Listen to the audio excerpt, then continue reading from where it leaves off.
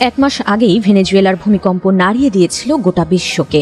সেই রেশ কাটতে না কাটতেই এবার ভয়াবহ ভূমিকম্প আঘাত হেনেছে জাপানে।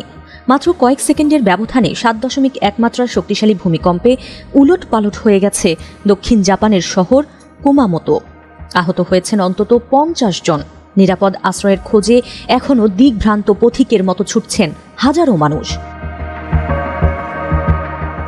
ভূমিকম্পের পর জাপানের প্রধানমন্ত্রী সানায়ে তাকাইচি জানিয়েছেন, হতাহত ও ক্ষয়ক্ষতির পূর্ণাঙ্গ তথ্য সংগ্রহ করা হচ্ছে এখনও। ভূমিকম্পের পর সুনামি সতর্কতাও জারি করা হয়েছিল, পরে অবশ্য তা তুলে নেওয়া হয়েছে। তবে ইতোমধ্যে আহতদের খবর পাওয়া গেছে।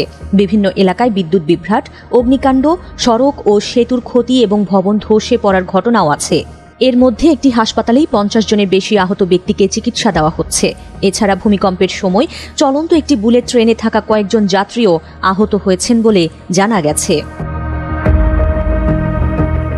ভূমিকম্পের প্রভাবে বড় বড় ফাটল দেখা দিয়েছে মহাসড়কে। একটি পণ্যবাহী ট্রেন লাইনচ্যুত হয়েছে, বন্ধ করে দেওয়া হয়েছে বুলেট ট্রেন চলাচল। কুমামোতো বিমানবন্দরের রানওয়ে বন্ধ থাকায় বাতিল হয়েছে বহু ফ্লাইট। বিদ্যুৎহীন হয়ে পড়েছে অন্তত 40,000 বাড়ি। বিঘ্নিত হচ্ছে মোবাইল নেটওয়ার্ক ব্যবস্থাও, যা এই দুর্যোগকে আরও কঠিন করে তুলেছে। পরিস্থিতির গুরুত্ব বিবেচনায় কারখানা থেকে কর্মীদের নিরাপদে সরিয়ে নিয়েছে চিপ নির্মাতা প্রতিষ্ঠান TSMC, সনি ও ফুজি ফিল্ম। 1.5 লাখের বেশি মানুষকে আশ্রয় কেন্দ্রে চলে যাওয়ার নির্দেশ দিয়েছে জাপানের দুর্যোগ ব্যবস্থাপনা সংস্থা। আর জাপান আবহাওয়া সংস্থা সতর্ক করেছে, আগামী 1 সপ্তাহ জুড়ে আরও শক্তিশালী আফটার শক আঘাত হানতে পারে।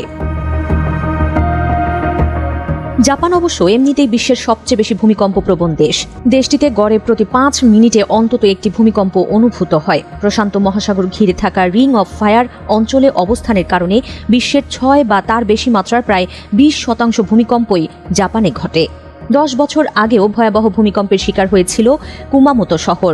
সেবার প্রাণ হারিয়েছিলেন 250 জন।